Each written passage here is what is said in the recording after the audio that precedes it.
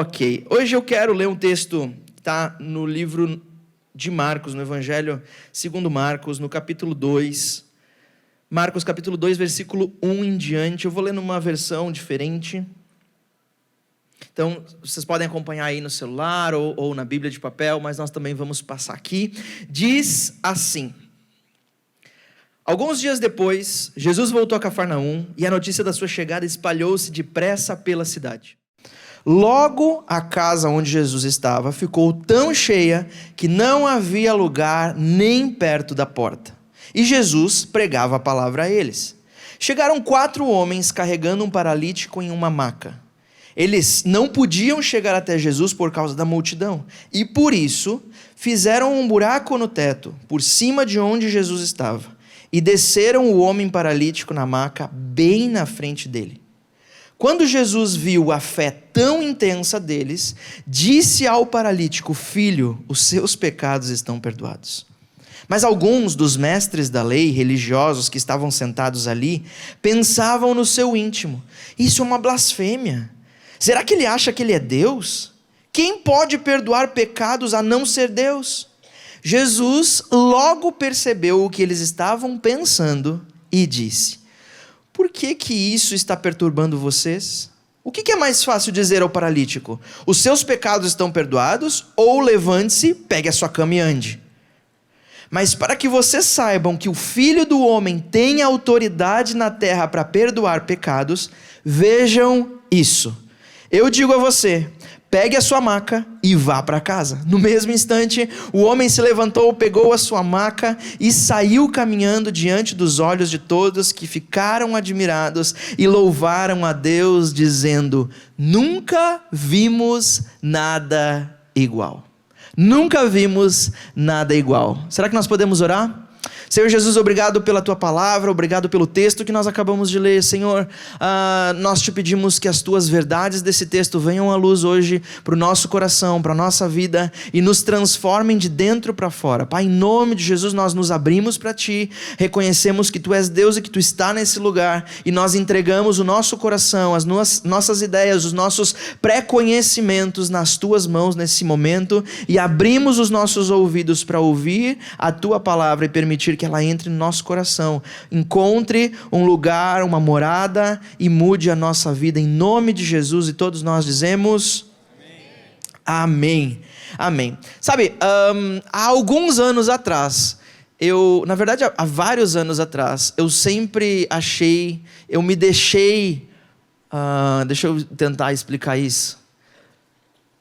Eu me deixei achar, ou eu permiti que os outros dissessem, e eu achei que eu era esse tipo de pessoa insistente. Sabe essas pessoas gotinha que a gente chama? Que ficam falando, insistindo na mesma tecla, sabe? Alguém tem algum amigo assim?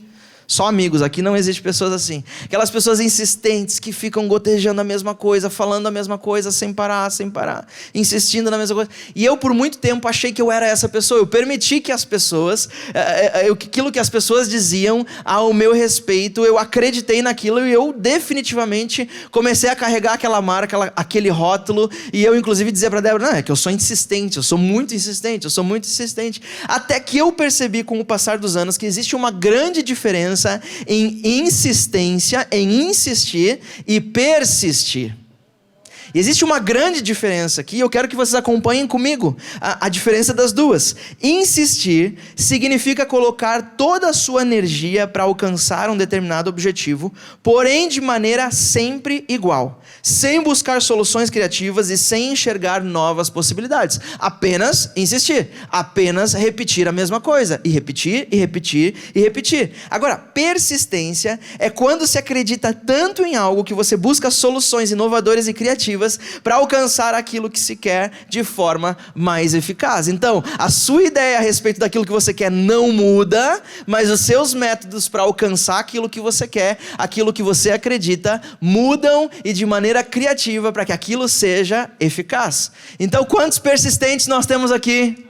Amém, amém, amém. Sabe, esse texto nos mostra algo fantástico a respeito disso. Eu tenho um filho, um dos meus filhos é muito persistente. Ele não é insistente. E ele é o menorzinho de todos, ele é persistente. Porque ele é criativo, ele sempre tem uma forma de conseguir aquilo que ele quer. E ele se parece muito comigo, porque a Débora quase que semanalmente olha para mim e diz, bem do gaúcho assim, né? Tu é fogo mesmo. O que foi? Tu sempre consegue aquilo que tu quer. Se eu consigo, eu continuo tentando, eu mudo as formas. E esse meu filho, o Zion, o menorzinho, ele é muito persistente. Sabe, o Zion é uma criança daquelas que ama doce. Se é doce, é com ele. Todo tipo, bala, chocolate, pirulito, açúcar, qualquer coisa que seja doce, o Zion come. Ele está sempre comendo. E a gente está sempre segurando um pouco do doce. E ele chega para mim, olha, isso acontece várias vezes na semana, quando ele ganha bala no final de semana de vocês. Eu sei que vocês dão bala para ele. E ele leva os bolsos, olha que eu ganhei da tia fulana de tal, não vou entregar aqui as tias, né? Olha, bala. A gente diz, ok, filho. Aí na segunda-feira... chega na hora, diz, pai, bate na porta do meu quarto, pai, eu posso comer uma bala? E diz, filho, não dá para comer bala agora, é muito cedo, filho, são 7 da manhã, não dá para comer bala. Você acabou de acordar, você tem que tomar café da manhã, você tem que almoçar, depois você come bala. Pai, mas deixa eu comer uma bala. Não, filho, não dá. Pai, e depois do almoço eu vou poder comer bala? Disse, sim, filho, depois do almoço você vai poder comer bala. Certo, pai. Quantas balas eu vou poder comer depois do almoço? 2, filho, 2 balas. Essas balas são grandes, 2 balas. Bom, pai. Pai, vamos fazer assim então. Eu como uma bala agora e uma bala depois do almoço e eu vou ter comido 2 balas no dia. Então, ele é super criativo nas maneiras de conseguir aquilo que ele quer, sabe? E a persistência tem tudo a ver com esses homens, essa história que nós acabamos de ler. Que homens incríveis, que amigos incríveis. 4 amigos tinham esse outro amigo, o 5º, que era paralítico, não se mexia, deitado numa cama, e eles decidem que aquilo não vai continuar mais. Aquilo acabou. Eles ouviram que Jesus estava perto, e eles disseram, nós vamos até Jesus, nós vamos encerrar com isso, nós vamos acabar com isso, sabe? Esse homem estava paralítico, a Bíblia não diz quanto tempo que ele estava paralítico, mas ele estava completamente incapaz de cuidar de si mesmo. Ele não conseguia nem buscar cura por si mesmo, ele precisava de outros 4 amigos que o levassem. Ele estava completamente incapaz, provavelmente não podia trabalhar. Provavelmente, eu não sei que tipo de paralisia, se eram só as pernas, se eram as pernas e os braços, se era o tronco completo e ele só mexia a boca ou tinha dificuldade, eu não sei. Quem sabe tinha dificuldade de comer, precisava ser alimentado por outras pessoas, precisava de outras pessoas para viver. A verdade é que aquele homem estava numa condição de escravidão completa.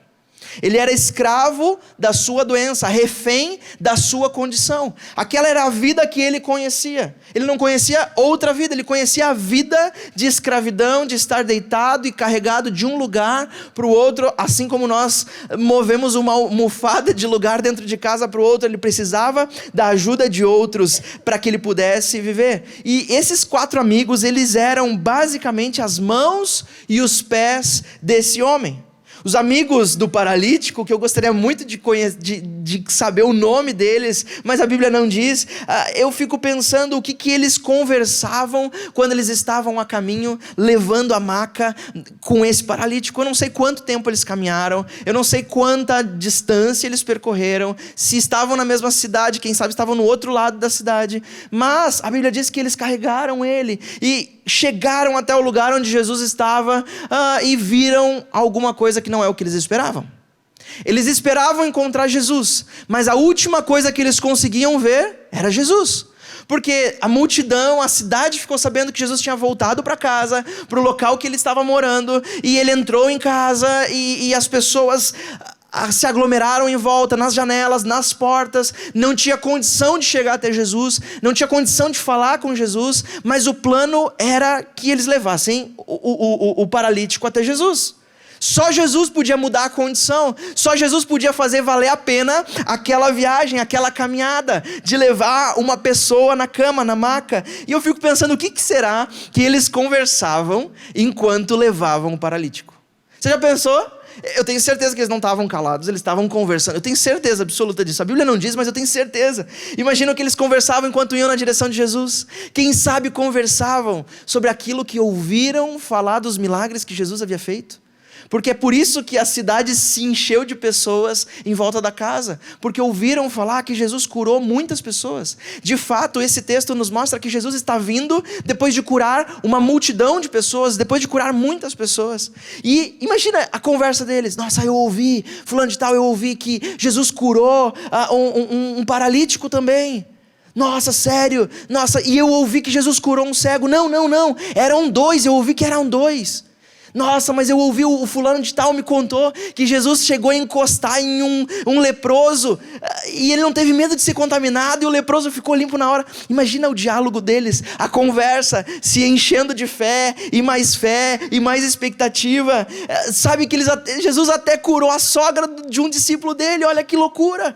Se Jesus pode fazer isso, se Jesus pode curar a sogra de alguém, pode tirar quase da morte a sogra de alguém, Jesus pode te curar. Fulano de tal, fica tranquilo, a gente vai te levar e nós vamos te levar na maca e nós vamos vir com a maca em cima, porque você vai vir caminhando conosco, nós vamos voltar correndo para casa. Imagina a expectativa.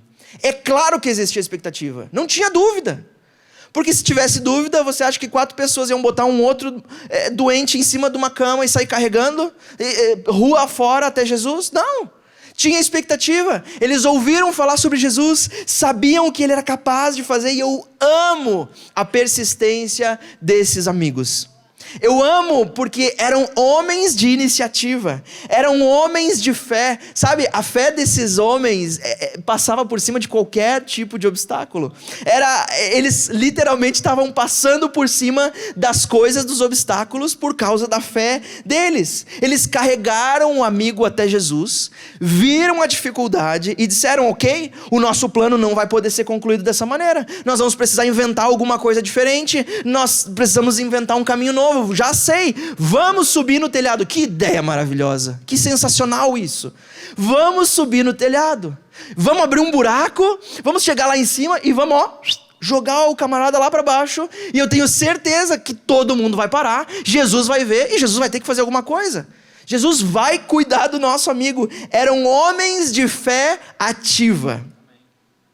Eram homens de fé ativa, porque eles chegaram diante daquela multidão, pequena multidão de pessoas, e a verdade é que se você ler o texto, você vê que ninguém deu passagem, ninguém ajudou, ninguém abriu o caminho em direção à cura, ninguém abriu o caminho em direção a Jesus. Todos estavam preocupados demais ouvindo o mestre, todos estavam preocupados demais recebendo eles mesmos para se encherem. Ninguém estava preocupado com os outros, eles não estavam preocupados em saber como os outros estavam. Mas esses amigos chegaram e disseram: nós vamos fazer alguma coisa. Sabe, parece um pouquinho com você às vezes, parece um pouquinho comigo e com você às vezes. Ninguém te dá passagem. Você já chegou a dizer esse tipo de frase: para mim parece que tudo é mais difícil. Ninguém me dá lugar, ninguém me dá espaço. Você não encontra espaço na vida, você não encontra lugar de passagem. O que você vai fazer agora? Qual é a sua atitude agora? Se está tudo bloqueado, o que você vai fazer agora? Quem sabe as pessoas à tua volta estão olhando para ti dizendo: pega essa maca, pega essa cama e vai embora daqui. Volta para casa, desiste desse plano, desiste desse sonho, desiste dessa expectativa. Você vai na igreja, domingo? Você está acordado agora para se arrumar para a igreja? Você está doida? Você está doido? O que você vai fazer na igreja domingo de manhã? É o único dia que você tem para dormir. Desiste disso, não tem nada de bom para você lá. Jesus não está lá te esperando, Jesus está em todo lugar. Para que você vai para a igreja? Larga a mão desse negócio, ninguém presta atenção em você, ninguém quer saber de você. Desiste disso, desiste dele, desiste dela. Acaba com esse negócio, não vai ter solução. Ninguém facilitou, mas eles sabiam que a solução estava dentro da casa. Eles sabiam que a cura estava dentro da casa, eles sabiam que eles tinham que persistir, eles sabiam que eles iam ter que ser criativos para mudar o plano daquilo que eles tinham traçado, para poderem encontrar cura para o seu amigo. O que eles estavam buscando era uma cura, Foi isso que eles foram buscar lá, uma cura física. Eles estavam buscando que aquele homem voltasse caminhando para casa. Era isso, essa era a expectativa deles. E era uma expectativa alta, sim ou não? Uma pessoa paralítica, uma pessoa que não se mexe, não anda ou não se move os braços, ser curado assim instantaneamente, se levantar e sair caminhando, é uma expectativa altíssima. Mas essa era a expectativa deles. Eles miraram nisso, subiram no telhado, quebraram o telhado, desceram um amigo, e eu amo aquilo que diz no versículo 5. Versículo 5 diz: fizeram um buraco no teto, por cima de onde estava Jesus. Desceram o paralítico, o homem paralítico, numa maca, bem na frente de Jesus. Quando Jesus viu a fé tão intensa deles, Jesus agiu. Quando Jesus viu a fé tão intensa deles, quando Jesus viu, deixa eu te falar, Jesus vê. Jesus não está de olhos fechados para mim e para você. Jesus não está de costas para mim e para você. Jesus está te vendo agora mesmo. Eles queriam uma cura. Eles tinham uma expectativa alta. E eles chegam diante de Jesus. Fazem tudo aquilo. Imagina aquele monte de pó caindo. Eu não sei o que mais caiu do teto. Quem sabe as pessoas começam a olhar e dizem o que está acontecendo. Abrem um espaço. Largam aquele homem diante de Jesus. Vem um homem descendo para diante de Jesus. Jesus olha para eles e vê a fé. Olha o que Jesus diz. Olha a primeira fala de Jesus quando vê o que acontece. Jesus olha para ele, olha para os amigos, olha a fé deles e diz: seus pecados estão perdoados. Vocês entenderam isso? Seus pecados estão perdoados. Os amigos não foram buscar perdão de pecados. Eles foram buscar uma cura física. Eles achavam que o que precisava, o que aquele homem precisava, era de uma cura física. Sabe, nós às vezes achamos que aquilo que nós precisamos de Deus, aquilo que nós pensamos que precisamos de Deus, é aquilo que vai nos salvar, é aquilo que vai nos desafogar, é aquilo que nós realmente precisamos para viver. E Jesus está olhando e dizendo: você não sabe aquilo que você precisa. Eu vou te dar aquilo que você precisa, eu vou mudar a sua vida, e aquilo que você precisa vai ficar pequeno perto daquilo que eu vou te dar. Aqueles homens foram buscando uma cura física, mas Jesus não cura de primeira. Jesus decide dizer: os seus pecados estão perdoados. Jesus, pecados perdoados? Não faz nenhum sentido. Jesus, você não está vendo que o problema aqui não é esse? Ninguém foi pego em pecado pela lei. Não é esse Jesus. Esse homem não está andando. Diz, não é pecado, andando. Jesus disse: não, eu entendi. Mas Jesus primeiro perdoa pecados. Você já se perguntou por quê? Sabe, a crença judaica daquela época é que qualquer tipo de sofrimento, quase que qualquer um, principalmente as enfermidades que uma pessoa passava, é porque ela havia pecado, e esse era o castigo de Deus pelo pecado que ela havia cometido. Então, qualquer pessoa na rua doente, de qualquer tipo de doença, uma das primeiras coisas que um judeu pensava era: o que pecado será que ele cometeu? Era automático. Nós encontramos os discípulos em outra ocasião olhando para Jesus e caminhando, encontraram um doente e perguntaram para Jesus: Jesus, nos conta aqui, você que é o Filho de Deus, sabe de todas as coisas, que pecado que ele cometeu para estar desse jeito? Foi ele que cometeu o pecado? Ou foi os pais dele que cometeram o pecado? Nos conta aí, Jesus, a gente quer saber.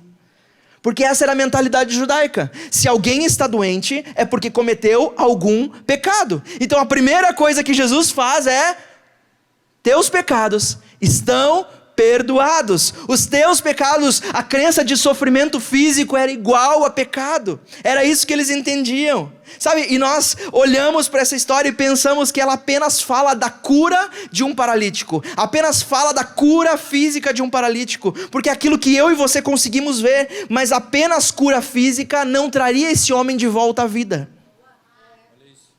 Ele poderia ser curado, mas isso não significava que ele estava sem pecado.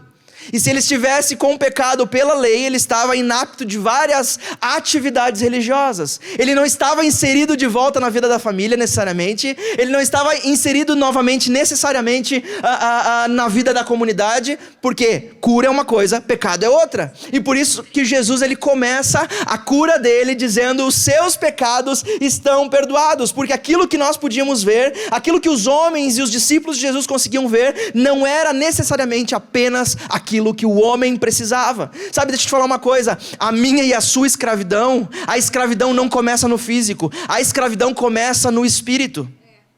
A escravidão não começa nas nossas doenças, a escravidão começa no nosso espírito. Quando nós nos afastamos de Jesus, quando nós afastamos do propósito dele para mim e para você, ali que começa a nossa escravidão. E aí você vai ver que pessoas que começam a se afastar da presença de Jesus, começam a virar as costas para Jesus, começam a olhar para outros caminhos, a vida da pessoa começa a ir de mal a pior, de mal a pior, de mal a pior, de mal a pior. Você fica pensando, nossa, agora ela é escravo. Não, ela começou a ser escravo no momento que ela disse, eu não preciso mais de Jesus. No momento que ela começou a errar o alvo que é Jesus. Eu e você nos tornamos escravos no espírito primeiro. Sabe, eu amo a prioridade de Jesus. Eu sou fascinado porque Jesus tem prioridade e a prioridade dele não é a minha nem a sua.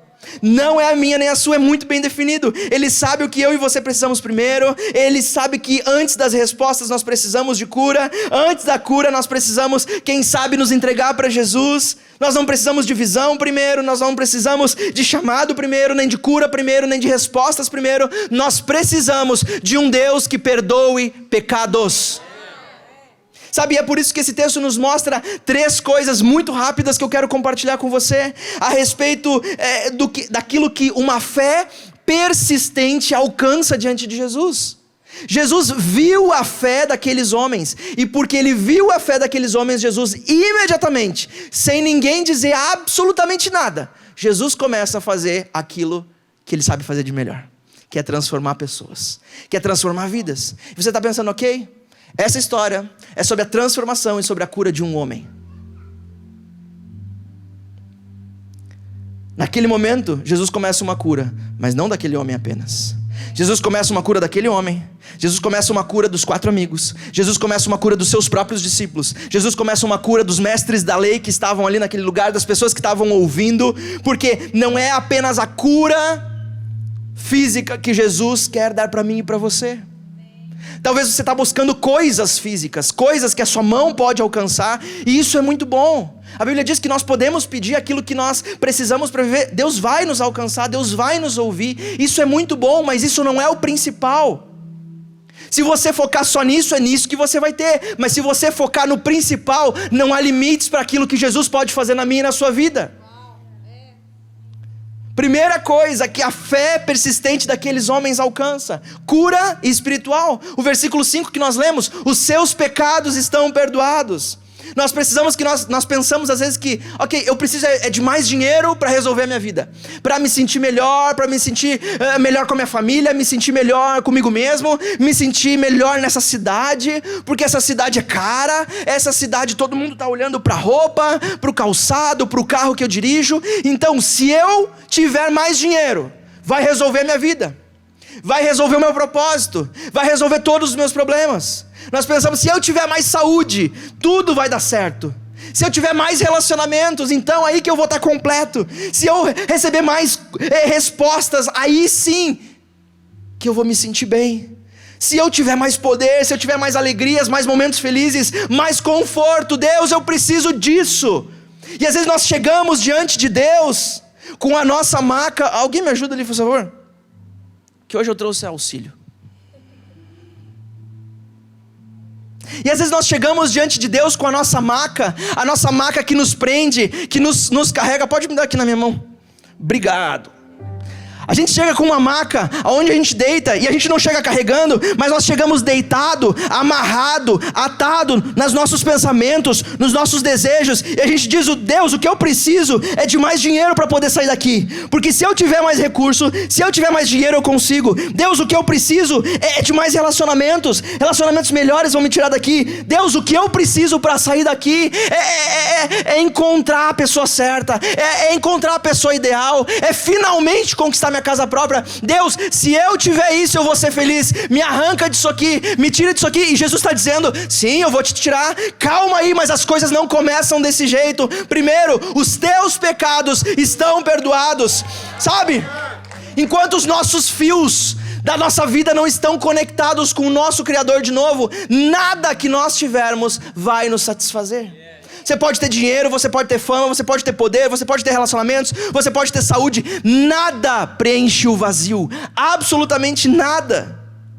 Nada faz sentido. A única coisa que te faz sentir completo é ser reconectado novamente com o Criador. E é por isso que Jesus veio à Terra. É por isso que o Filho de Deus veio. Ele veio para te reconectar, para me reconectar com o Criador, para que o Criador possa de novo te chamar de filho, para que o Criador possa de novo te chamar de meu amigo, para que o Criador possa ter a expectativa e a esperança de que um dia você vai viver eternamente com Ele. É para isso que Jesus vem à Terra. Nós às vezes estamos completamente amarrados no nosso pecado, na nossa separação. E às vezes nós achamos que a história desse homem é sobre essa cura. Mas em segundo lugar, Jesus vem trazer cura religiosa. Olha comigo o versículo 6. Cura da religiosidade. Versículo 6, nós vemos que os mestres da lei começam no seu interior, no seu íntimo, sem falar nada, eles começam a pensar: quem é esse? O que ele está pensando que ele é? Perdoar pecados? Você está louco? É só Deus que pode perdoar pecados, apenas Deus. E quando Jesus percebe o que eles estão pensando, Jesus começa a falar: por que vocês estão pensando isso? Por que isso está perturbando o coração de vocês? Jesus não repreende eles, Jesus não briga com eles, Jesus não diz que eles estavam errados, porque eles estavam certos. Só Deus pode perdoar pecados. Jesus começa a dizer: vem cá, o que é mais fácil eu falar? Os seus pecados estão perdoados? Ou levanta, pega a tua cama e sai andando? O que é mais fácil? Qualquer um pode dizer: os seus pecados estão perdoados. Eu posso olhar para o Guilherme hoje e dizer: os seus pecados estão perdoados. Mas isso não dá credibilidade. Sabe o que dá credibilidade? Ver alguém que não caminhava há não sei quanto tempo, pegando a sua caminha, levantando e dizendo: eu estou curado. Sabe por quê? Porque o milagre de Deus prova que Ele é o Filho de Deus. O milagre de Deus na tua vida prova que os teus pecados estão perdoados, que você não precisa mais da maca, você não precisa mais ser carregado, você está livre para correr na direção de Jesus, você está livre para contar para o mundo inteiro aquilo que Jesus fez na tua vida. Por que vocês estão pensando nisso? Vocês acham que isso é mais fácil dizer? Então, tranquilo, levanta, amigo. Os seus pecados estão perdoados. E agora, pessoal, agora é prova suficiente de que eu sou Deus, eu sou o Filho de Deus. Vocês têm razão ao dizer que só Deus perdoa os pecados. E eu estou provando para vocês que eu sou o Filho de Deus, e por isso posso perdoar pecados. Eu tenho o poder de perdoar pecados na terra. Às vezes nós estamos deitados na maca da nossa religião, na maca da nossa doutrina, das nossas ideias de como as coisas precisam acontecer. Nossa, eu fui naquele culto, você não sabe. Nossa, estava tudo escuro, tudo uma loucura. Deus não está nesse tipo de lugar. Quem disse? Quem disse que Deus vai olhar para os seus pensamentos e dizer: não, realmente, o Josézinho disse que eu não estou naquele lugar. Então, vou dar um passo fora. Porque se ele disse, quem sou eu, Deus, para dizer o contrário do Josézinho? Deus não alinha com os teus pensamentos, é você que tem que alinhar com os pensamentos dele. Deus não alinha com as minhas ideias sobre vida, é nós que temos que alinhar os nossos pensamentos com Jesus, as nossas crenças religiosas que têm que se alinhar com Jesus. Jesus veio à terra para nos provar que nós estávamos errados com relação ao pecado, com relação ao juízo de Deus e com relação à religião. Sabe, a religião, muitas pessoas dizem que a religião mata, e olha, sinceramente, a religião mata. Mas não aquilo que Jesus veio fazer na terra. Sabe, religião vem de uma palavra original que é religare. Religare significa reconectar, religar. E aquilo que Jesus veio fazer na terra foi religare. Sabe o quê? O teu coração com o do Pai. Porque nós quebramos essa aliança. A religião que nós vemos aí fora, as doutrinas que nós vemos aí fora, as caixinhas de leis que dizem que se não for assim Deus não faz, as caixinhas de fósforo que as pessoas tentam enfiar Deus para dentro e dizer: Deus, você só pode agir dessa maneira, com essa roupa, desse jeito. Nós colocamos essas caixinhas na nossa cabeça. E nós acreditamos que Deus tem maneiras certas e outras erradas de fazer. E Deus só age de um jeito ou de outro. Jesus veio para me libertar da minha religiosidade, do meu livro de regras, de como eu faço as coisas, de como é a maneira correta de me conectar com Jesus. Ah, tem que ser pela porta, não pode ser pela janela. Ah, é quem disse que tá o telhado. Não, o telhado nem pensar, mas eles abrem o telhado e Jesus olha e diz: muito bom! Amei a fé ativa de vocês, amei a persistência de vocês, amei que vocês não desistiram, amei a fé de vocês em mim, que não importava o que acontecesse, se o amigo de vocês chegasse perto de mim, vocês acreditam que ele pode ser curado. Eu amo isso em vocês. Às vezes nós não conhecemos Jesus, mas conhecemos a religião. Não conhecemos o autor da vida, mas conhecemos as formas dos rituais. Deixa eu te falar uma coisa: Jesus faz como quer, quando quer, onde quer.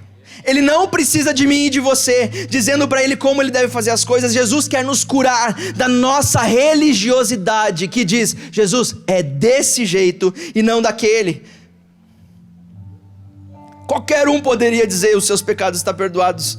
Mas fazer um milagre, só o Filho de Deus. Um milagre visível a todos. E por último, aí sim, depois de curar o espírito daquele homem, depois de curar a religiosidade das pessoas que estavam em volta, Jesus decide: filhão, pode pegar a sua maca, levanta. Se vocês acham que é mais fácil falar isso, tá tudo tranquilo. Pega a sua maca, levanta, pega ela na mão e anda, e pode ir para casa, porque você está curado. Acabou, as cordas que te amarram não vão te amarrar mais, o pecado que estava firme em você não vai ter mais, a religiosidade que te dizia que era só desse jeito, dos rituais, das doutrinas, das regras, nada mais pode te prender. Vai, você está livre. Sabe, Jesus quer me libertar, te libertar, mas você é pastor da igreja? Como assim? Todos os dias nós precisamos que Jesus nos liberte. Todos os dias nós precisamos lembrar da cruz de Jesus, que nos liberta dos nossos pecados, que salva o nosso espírito, que salva a nossa alma, que cura a nossa religiosidade, que cura nossas maneiras de fazer as coisas. Todos os dias Jesus quer olhar e dizer: larguem a cama de vocês, vocês não precisam mais disso, corram diretamente para mim. Eu sou o alfa, eu sou o ômega, eu sou o princípio, eu sou o fim, eu tenho tudo o que vocês precisam. Vocês acharam que precisavam de uma cura, eu tenho 3 para dar para vocês, porque eu sempre terei mais do que aquilo que vocês podem imaginar. Sabe, hoje eu quero te dizer: levanta as tuas expectativas daquilo que você precisa de Deus, porque o meu Deus e o seu Deus, o nosso Deus, não é um Deus de suprir expectativas. Ele não está no negócio de suprir a expectativa da Rebeca, ele não está no negócio de suprir a expectativa do João, do Pedro, da Camila. Jesus não está no negócio de suprir expectativas, Jesus está no negócio de superar expectativas. Porque se Deus fizesse apenas aquilo que você pede para Ele, Ele não seria Deus, porque você teria o mesmo tamanho que Ele. Mas Deus olha e diz: você quer um? Eu vou te dar 3 para te provar que é o Filho de Deus que está diante de você. Pega a tua cama e vai para casa livre. Esse é Jesus. Às vezes nós vivemos amarrados na dor, amarrados no passado, na desilusão, no desligamento, na ruptura familiar. Nós vivemos com o nosso coração preso na amargura, preso nas traições, nas enfermidades, naquilo que nós fizemos para outras pessoas, amarrados e atados nessa cama, imóveis. E a gente não percebe que isso está nos amarrando, está nos prendendo, não está nos deixando livres. No mesmo instante que Jesus diz: pega a tua cama, o homem levanta, pega a cama e sai caminhando, sai correndo. E sabe o que é incrível? Que diz que todos ficaram admirados com aquilo que estava acontecendo. Isso não é incrível? Qualquer um ficaria admirado. Mas o final, o último texto diz que eles louvaram a Deus, dizendo, olha a frase de louvor a Deus: nunca vimos coisa assim. Nunca vimos coisa assim. Nunca, sabe, Deus tem algo tão grande para mim e para você, para os filhos dele, para aqueles que se entregam a Jesus, que quando você for transformado por Jesus, quando você entrega a sua vida para Jesus, as pessoas da tua família vão te olhar: ei, que isso? Eu nunca vi nada parecido. Eu nunca te vi falando desse jeito. Eu nunca te vi sorrindo desse jeito. Você tá doente, você sabe que você está doente e você está sorrindo? Eu nunca vi nada assim. Você vai poder dizer: é que eu conheci Jesus, aquele que é a minha esperança, aquele que é a minha expectativa, aquele que eu tenho certeza que vai me curar, vai me salvar no momento certo, no tempo dele. Jesus quer me curar, Jesus quer te curar da nossa religiosidade. Deixa eu te falar uma coisa: para de procurar por palavras. Para de procurar por palavras de Deus. Eu não estou falando da Bíblia, eu estou falando palavras de homens ou de mulheres que dão para você. Para de procurar por isso. Para de procurar por igrejas. Deixa eu te falar, para de procurar de igreja em igreja aquilo que você precisa, porque é como se você estivesse dizendo para Deus: Deus, eu gosto mesmo dessas cordas que me amarram, eu gosto mesmo disso aqui, eu não quero ouvir nada da tua boca. Alguém está me ajudando, alguém está carregando para mim, é pesado, mas tudo bem. Para de procurar por migalhas e começa a procurar por pessoas, por amigos íntegros, por uma família que te leve até Jesus. Começa a procurar por pessoas que têm uma fé ativa, que vão te carregar até a presença de Jesus. Começa a procurar por uma família que vai subir telhados, vai abrir telhados de casa, mas vai te deixar na presença de Jesus. Por pessoas que não vão medir esforços para te fazer dar um passo na direção de Jesus. Para de pular de igreja em igreja buscando sentir alguma coisa diferente. Comece a procurar uma família comprometida o suficiente, que viva de maneira eficiente para te levar até Jesus.